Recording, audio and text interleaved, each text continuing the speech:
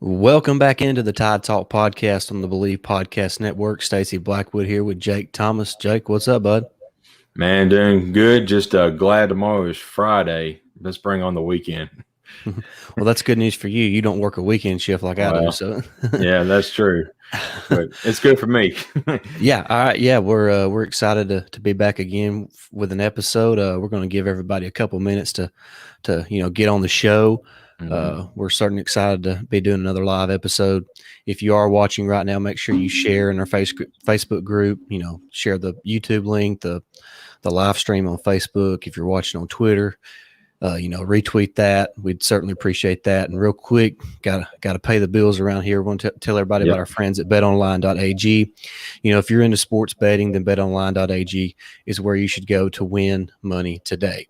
Whether it's live bets during games or futures, or who you think is going to win the championship, betonline.ag has all the latest odds, news, and information for all your online sports betting needs. So visit the website today or use your mobile device. If you sign up today, you receive that 50% welcome bonus. That's betonline.ag. All right, yeah, we got some people coming in now. Our boy Lane Gerbig. What's up, Lane? Yeah, Lane. How you doing, Let's brother? get it. Roll Tide. Roll Uh, Tide. Everybody follow Lane's lead. Y'all jump in the comment section. We're going to let this be as listener driven as much as possible. And we do have a couple things we're just going to kind of touch on. Jake's got some questions for me, kind of a new little segment we're going to be doing every now and then here on the show. So we're going to be introducing that and talking a little bit about fall camp. The football season just right around the corner, guys. So we're certainly excited about that. Tell us what you're thinking about the season. How you feel about certain position groups or anything like that. Oh, see now Lane's lying. Ooh, Good to hey, see you, handsome man. yeah, Unless somehow the computer is enhancing my image, yeah, he's just lying to us. But yeah. hey, we appreciate the kind words, Lane. We Appreciate it, love you, Lane. buddy. Appreciate it, Lane. Hey, I think around here, I think there's 8 days until high school football starts. And where we live at, Stacey, that's pretty big around our part. So, I Yeah, mean, really excited about that. football is here. That's right. Yeah, we're really excited. Let's talk a little bit about fall camp, Mhm. if you want to, Jake. Of Yeah. course, there's been some practice reports out, and the media only has a few minutes to view the practices. Every couple days, and I guess the biggest news so far was the fact that Billingsley kind of missed a couple practices Yeah. last week. But he's kind of since moved on for that, and he's been back at practice. And then Xavier Williams is out due to a medical issue. So, we're certainly thinking about him, and hate that for him. He was I think he was probably going to compete for maybe that fourth wide receiver spot, maybe this year. I think he played in 3 games last year, Yep. caught about 3 passes. I think he even caught one in the championship game, in mop up duty. So hmm I hate that for Xavier, or Ziggy as Coach Saban and the players call him. But I hate that. But it kind of is what it is. Somebody else is going to have to step up now. Yeah, All absolutely. right, I agree Lane. with that. Yeah, go ahead, take that, Jake. Go ahead. No, I mean that it's definitely loaded, and it's crazy to think about that. Just a few short years ago, we had Shane Lee, starting at linebacker. Now he's like third or fourth on the depth chart. That's how loaded that linebacker room is right now. It's insane. Yeah, but I mean, 2 years ago, Shane Lee and Yeah, Christian 2 years Harris were ago. kind of, hmm thrust into the starting lineup due to, Josh McMillan's injury and Dylan Moses' injury. So they were kind of forced to play before they were really ready. You've seen the improvement from Christian Harris. Of course, Shane Lee has kind of been pushed back down the depth chart, like you mentioned, but both are talented guys. But like you said, now we got Henry Toa, Jalen Moody, Christian Harris. Then you start talking about guys like Shane Lee and a freshman Deontay Lawson, and we hadn't even touched on the edge defenders there at outside linebacker with the best duo in my opinion in the country, and Chris Allen and Will Anderson. Absolutely. And I don't know if you saw what Will Anderson said about 2-2 the other day, but he mentioned that it seems like, it's like, 2-2 has been in, the on the defense for years now that he's already learned that playbook and learned what he needs to do. So I mean, if he's already got it down pat, man, that's scary for opposing teams, the next couple, for the next year at least. Yeah. And Lane says he's a little biased toward the linebacker room. He's a linebackers coach, so he's a defensive guy. So that's why Lane said that. But yeah, the edge defenders, the line, like Lane said, the linebacker group as a whole is just. I mean, I don't even have the right adjective to describe it, man. It's the room is loaded, plenty of talent, plenty of depth, which is a good thing because they do take some shots. So it's always good to have some, and what's crazy is guys like King Makuta, Drew Sanders, Chris Braswell, those guys would pretty much be playing anywhere else in the country. Right. And, they might see 15% of the snaps this year on defense, for this season. Maybe I'm not sure how they're going to sub and, what different packages they're going to have, but it's going to be hard to take Allen and Anderson off the field. So, because they're both 3-down players, they're both good against the run and they both can rush the passer. So there's really no need to take those two guys off the field, unless they need a breather or something like that. So just going to be anxious to see how they rotate those guys at linebacker. Yeah, absolutely. But like you said, it's so deep right now. It's insane. Like you mentioned, any of them guys could be starting anywhere else, but yet they're said, they're trying to fight for a spot. But I mean, the guys who are starting, there's no room for them guys to get on the field. Yeah, that's right. Hey, and real quick, make sure you are subscribed to the podcast on YouTube, Apple Podcasts, Spotify, just wherever you listen to podcasts at. And if you watch us on YouTube, and obviously if you're watching us live, jump in the comment section, hit that thumbs up button. Let's get the conversation going. We certainly appreciate that. Our last video, the recruiting update we did, has done really well. So we appreciate everybody that's watched that and jumped in the comments. So we greatly appreciate that. And before we move away from the linebackers, I want to talk a little bit about Dallas Turner. I don't know if you've watched any of the kind of the little video clips that's been put out. That dude looks like a third-year junior, man, or third-year sophomore. He looks the part already out there at edge, outside linebacker position. Dallas Turner is a dude to watch, and I'm really excited to see him. Chris Braswell, Keanu Coate is another guy. I mean, the list goes on and on. It really does. We could sit here and probably talk for 30 minutes, about each of those guys and how great of players they are and what kind of prospects they have in the college game. So really excited about that room. Y'all jump in the comments. Let us know your thoughts about this fall camp. What position groups are you kind of have your eye on? I am interested now in seeing how Billingsley kind of works himself back into the rotation. He's going to be too talented to keep off the field. We know that, but absolutely. But the freshman tight end we got, I don't know if anybody's noticed this or not, but Robbie, I want to say you pronounce it Oots or Outs one. I'm not sure. I think it's Oots, but he is listed at 260 pounds as a true freshman tight end. Wow. and he's a mauler, man. I think he's going to be great down there at the goal line, and, fourth and goal or third and goal down there at the 1 or 2 yard line, kind of like Josh McMillan was last year at fullback. I'm not saying he'll line up at fullback, but I think he's definitely going to be in that package because, he played really well in the spring. Everything I heard over the summer, he had a great summer and he's doing pretty well right now, of course, in this fall camp that's been going on for a few days. So I'm excited about that tight end group. We've talked a lot about Billingsley and Latu, and of course Major Tennyson is still around. He's entering his Hunter Renfro days at Alabama. He's been there a while, it seems like. But yeah, we got a few of those guys like Chris Owens and Brian Robinson. I mean, I swear they come in on Saban's first recruiting class. Yeah, you see what Chris Owens said today about the gray in his beard. People think there's fuzz in his beard, and they tell us, "No, it's just gray hair." know. So yeah, he's like a 40-year-old man on a college team. But yeah, it's that tight end group is special, and I'm hoping Billingsley can. I don't know what the issue was. I think it was handled internally, which is fine. But like you said, he's going to be too talented to keep off the field, and we know how much Bill O'Brien loves, tight ends. So I know we'll probably see a lot of 2 tight end sets potentially this year. But Billingsley can also go out in the slot as well. So, it'll be interesting to see where he's, on the field at. Yeah, I imagine he's going to be moved around quite a bit this year.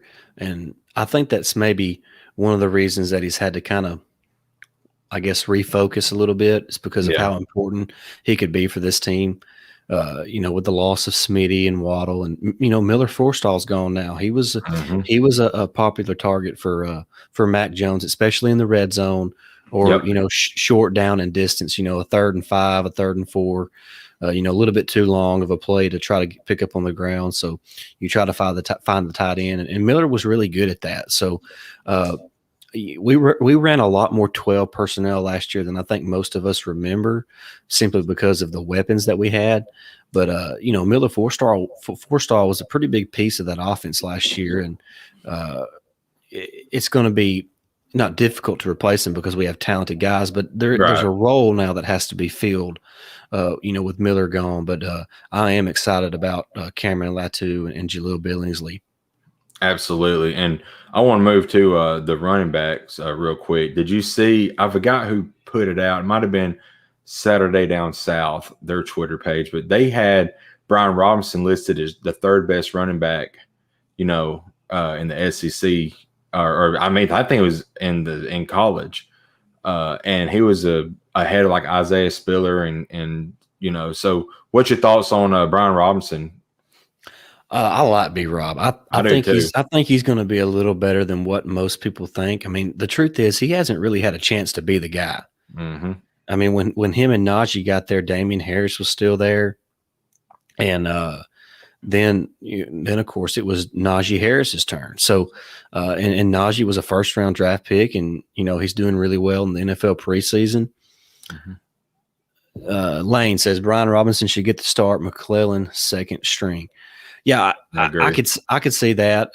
Also, I don't want people to forget about Trey Sanders.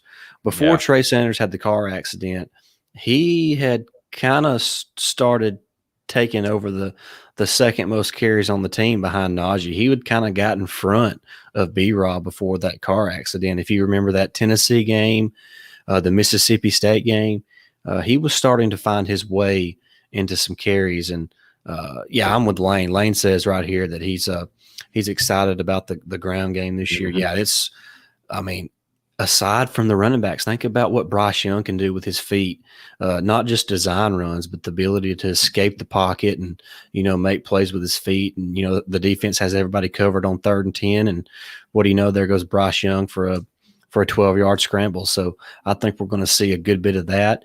One thing I saw earlier today when I was just kind of looking back at some stats, and this kind of goes hand in hand with the running back situation and the quarterback situation. But last year, I don't remember the exact numbers, just kind of doing it off the top of my head. I want to say we averaged around 350-something yards passing a game and about 183 or 186 yards rushing a game. So there was a gap between passing yards and rushing yards of 174 yards per game. So what I'm saying is we averaged 174 more yards a game passing than we did rushing. Right. And so my question is, and my thoughts is, how much do you see that gap shrinking this year?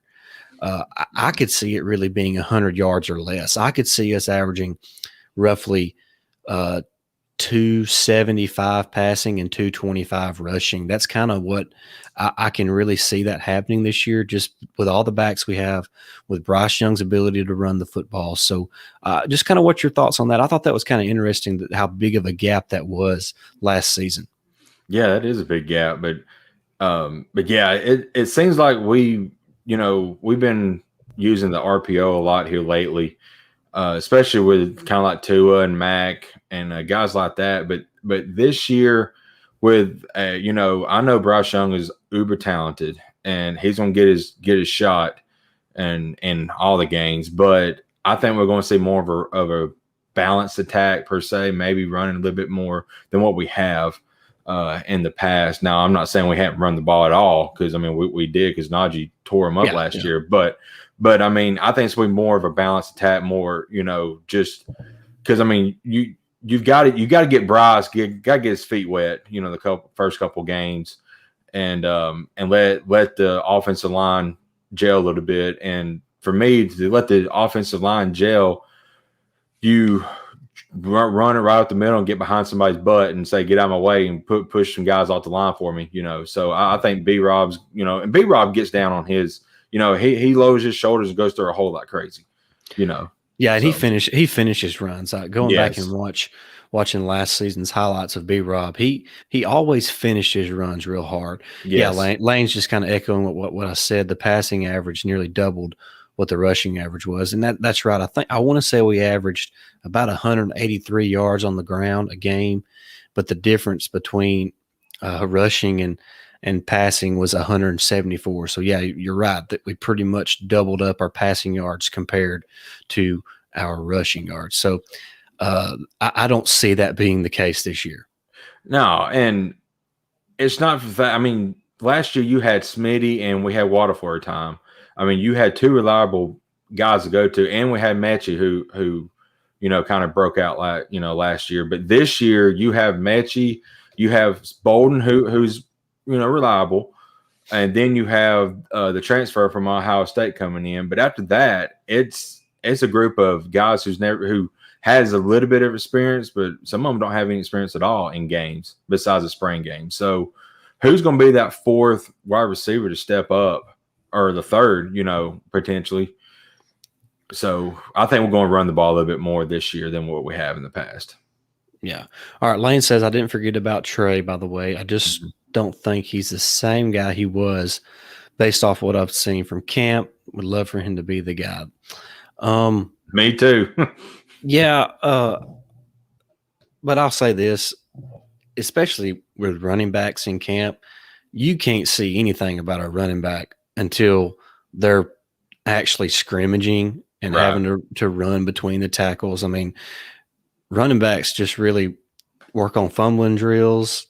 I mean, there's not really a whole lot as far as you're not going to be able to see what a running back can do, because and it's like that, really for all positions, but you can kind of get a gauge on the defensive lineman if he's got a quick step or not, coming off the snap. So, but a running back, I mean, it's hard to really see what he's like until, the bullets are flying, and the live action. So, we'll probably find out more after they scrimmage. Of course, we won't see any of that, but, there'll be some whispers, and, we can kind of talk about that. But I hope that Trey can get back to what he was. If he's just 90% of what he was, he's going to be a hell of a college running back. So Absolutely. I mean, I'm not worried about the running back situation. Like you mentioned, Jace McClellan's a stud, Roydell Williams is a stud, and of course Kamar Wheaton is there as well as a true freshman. And I've been hearing things that it's possible that maybe Kamar Wheaton could help on returning kicks or something like that. So that'd be great. I'm anxious to see how that works out, because Jalen Waddle has been a terror on punt returns and kick returns the last couple seasons. So going to be anxious to see how we replace him there. Absolutely. And one quick thing I want to mention about the running backs is I want to see how they do protecting the quarterback. Najee, Derrick Henry, all the guys in the past, they blocked and was really good blockers. So, is B-Rob going to take that next step, kind of help block whenever he's not called on to go out in the passing game, and or is it McClellan, some of these guys. So that's something that's needed as a running back too at Alabama is to keep your quarterback upright and help out when needed to keep him protected. So we'll see how they go on that. Yeah, and real quick, if you're watching this right now, make sure you share the link, whether it's on Facebook, Twitter, YouTube. Share that link so we can get more people in here. If you're watching us, be like Lane. Drop us your thoughts, drop us your questions, and we'll do our best to discuss that. And now Jake's got a new idea. Jake, tell everybody about your idea. Found kind of a new segment for the podcast. Yeah, I got, I had a good turnout, good positive feedback from last like, was it last week's show? We did the top five, or my top five bowl predictions. And I thought of another idea. It's called over under, and everybody knows what over under is. So I've got 5 questions. I got a bonus question, but 3 of them have to do with Alabama, and then there's 2 for the SEC, and then there's one about Najee. I want to see your thoughts on, but Okay. but what I'll do is I'll start with Najee, then I'll hit the SEC ones, and then we'll get to the Bama boys. So, and full disclosure, I have no idea what he's going to ask, so I have no prep time whatsoever. Right, that's what makes it great. So, so my bonus one for Najee. Najee hurdles 3 people this year in the NFL. Over. I think so too. I mean, they play 17 games. Right. And from what I've seen, it looks like he's going to be starting day one. You know? Oh yeah, he's their starter. So, he's their starter. Yeah. So I think that's way over. But I just thought it'd be because you really don't see a lot of guys hurdling in the NFL. You don't. I kind of jumped the gun on that, but I'm going to say over. I would say he's going to have between 3 and 5. So yeah, I'll take the over. Yeah, I agree with you on that. Well, over. Yeah. This is the SEC one, 2 SEC ones now. I think it's going to be 3 years until Oklahoma makes the SEC title game. Over under on that. Well, that's tough because we don't know how they're going to do the divisions. Mm-hmm. So, I mean, if they're in a division with Alabama, then yeah, it's going to be 3 years or more. Mm-hmm. But if they're, not in a division with Alabama, then I still think it's probably 3 years. But it wouldn't surprise me. But I'm going to say, I'll say over. I think it's going to be maybe 4 to 5. Yeah, I mean, it's tough, man. I mean, I mean, right now you're going to have to beat Alabama or Georgia. Right. And it's going to be tough. And I don't know how they've been talking, but they're, I've heard, rumors that they're thinking about moving Auburn and Alabama to the east, and then moving Oklahoma and Texas to the west. So, well, hey, Lane, we're going under the assumption, Lane, that they're going to be here next year because I don't see them, Texas and Oklahoma, staying out there. I mean, it'd be like breaking up with your girlfriend and then still living with her for 4 or 5 years. And I mean, that ain't going to work. Yeah, the Big 12 hates Oklahoma and Texas right now, so they're ready to get them gone probably. Oh, Lane, off the top rope. Kirby will be an NFL DB's coach by then. Oh, well, he is kind of Mark Rick-esque, if you look at his record. But anyway, sorry. That was a good one, Lane. Yeah, it was. My number 4, 7 wins for Arkansas this year. I'm going to take the under. I would 7 is probably right, but they're, to me, 6 and 6 is probably really who they are. So I'm going to take the under. I like that. I think they could, like you said, potentially get 7, but 6 is right where I think they're going to land. If they beat Texas, then they have a really good shot at getting to 7. But I just, if I had their schedule in front of me, it might be a little easier to say. But I'm going to take the under because, man, they got to go through Alabama, A&M, LSU. Yeah, that's I'm taking the under. Yeah, I think 6 is perfect for them. Now let's get to the Bama boys. Go ahead. Lane says they would have to pay, I think, around 100-something million to get out of it early, Lane. But that's really just pocket change when you talk about the kind of money they're going to make over the next few years. I mean, I don't see them hanging around in the Big 12. I mean, I bet they're probably being left out of meetings now. I mean, the other teams hate them now. Right. It's got to be ugly. So I'm 90% certain they'll be here next year. and he's got one more thing on the Arky thing. I'll be the contrarian and say the over. Hey, I don't really have a problem with that. It's just I don't see them beating Alabama. I don't see them beating A&M, and I don't see them beating LSU. So that's 3 losses right there. And we haven't even talked about their non-conference schedule or them playing Ole Miss, Mississippi State. I'm not even sure who they draw from the I guess Missouri is one of them. Missouri is no team to sleep on. Connor Bazelak is a great quarterback. Yeah. So they got 3 losses that are just pretty much guaranteed in my book. Yeah. And so I'm with you, Lane. It would not surprise me, but it's too tough. Somebody's got to lose. I mean, yeah. I will say that the LSU game between them it's something always sketchy happens in that game. Kind of like when we go to Jordan Hare. So, they may sneak up and beat LSU this year, but who knows? But I think 6-7 wins for them this year, and that would be a big improvement for an Arkansas team. What they've been doing. Did you put the number at 7? I did 7 wins. I mean, that's what I think they're going 7-5. That's what I think. So push, I guess. It's a push. Shove, whatever you call it. Yeah, I think it's called push. I'm not really a gambling man. I don't bet on overs and unders. So yeah. Now let's get to the Bama boys. Okay. 25 touchdown passes for Bryce Young this year. Over. You think it's going to be over? Yeah, over. I'll say he'll have but about 30 or 32. Okay. Yeah. 28 to 32. 28 to 32. I thought 25 was kind of a good middle ground.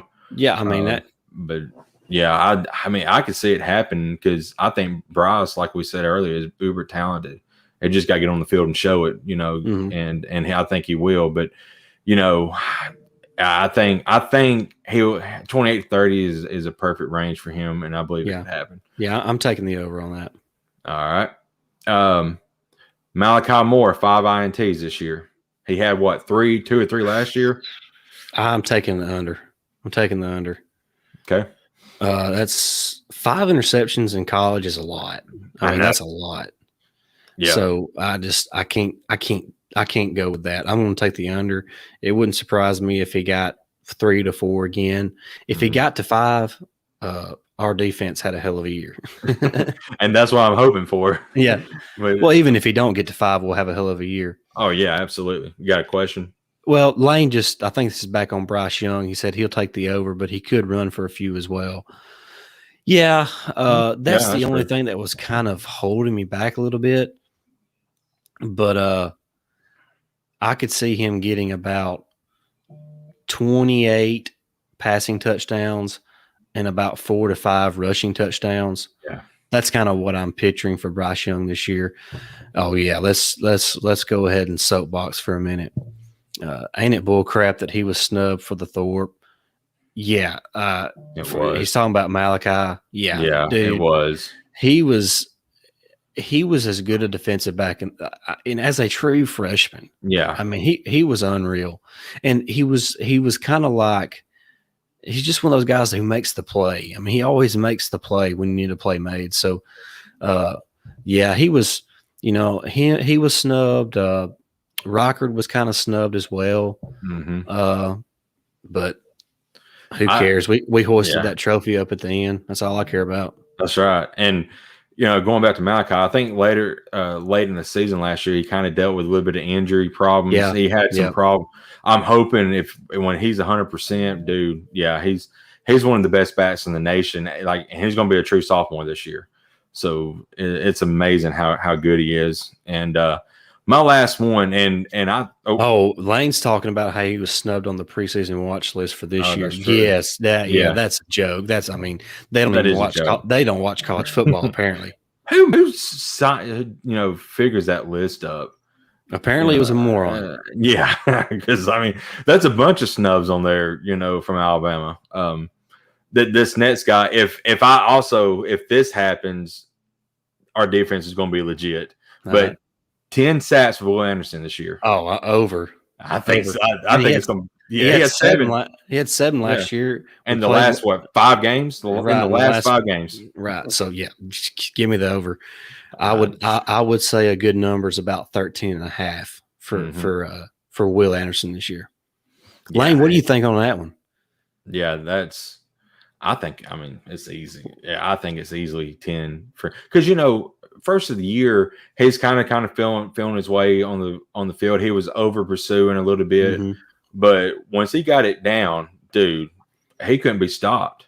Yeah. So, and hey, I want to, and we talked about Chris Allen a little bit earlier, and not to get away from your thing, but he don't get talked about enough, man. I think he's a guy that could be I think he's a for sure day 2 pick right now in the NFL draft.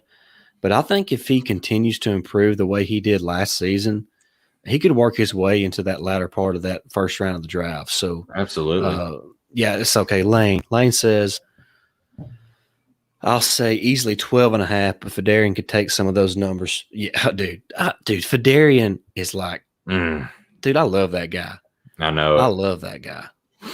Man, and I got to talk about the defensive line. LeBron Ray. Man. That dude cannot catch a break. I know it. I hate that for him.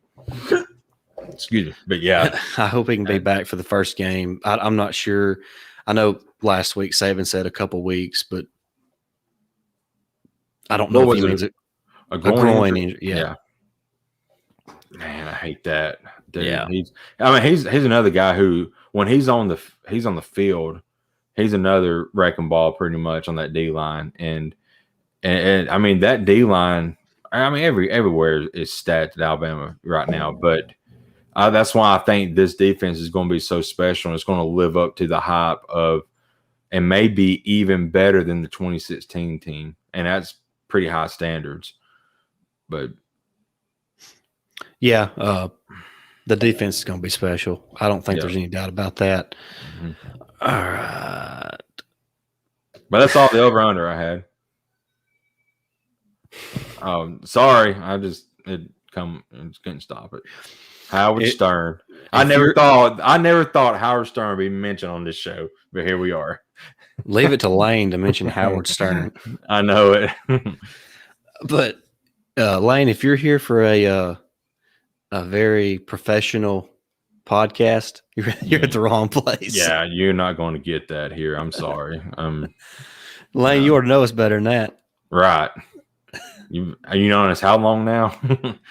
Yeah, but all right. Well, we've about wrapped up today's show. It's getting close to 10 o'clock, so we're going to have to hop into bed, get up and get ready for work in the morning. But we really appreciate everybody that tuned in. Lane, we appreciate you keeping the chat running, all the questions and comments that you had. So we really appreciate that, bud.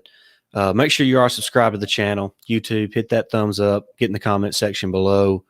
Also, subscribe to Apple Podcasts, leave us that 5-star written review. It is right there. Yeah, somewhere. It's right there on your screen. Right there on your screen. You can find us on Spotify as well, Amazon Music, Stitcher, Google Podcast. Anywhere podcasts can be found, you can find the Tide Talk Podcast. All right, one last time, make sure you head on over to betonline.ag so you can place your bets. They have that, casino that's open 24 hours a day, so you can play blackjack, roulette, poker, just however you want to do it. Just head on over to betonline.ag. Hey, we appreciate you, Lane. Appreciate you. Roll Tide, buddy. Roll Tide. All right, guys. Well, we're going to head out now. Make sure you follow the podcast on Twitter at Tide Talk Pod. We're also on Facebook at Tide Talk Pod, TikTok at Tide Talk Pod. That's a lot of T's and ticks and talks and tides. It is, yeah. I'm glad you said it, not me. I would have fumbled on my words on that. That was a tongue twister. It was. All right. Hey, you can follow me on Twitter at Blackwood89. I'm at Jake Thomas TTS. All right, guys. We're heading out now. Roll Tide. Roll Tide.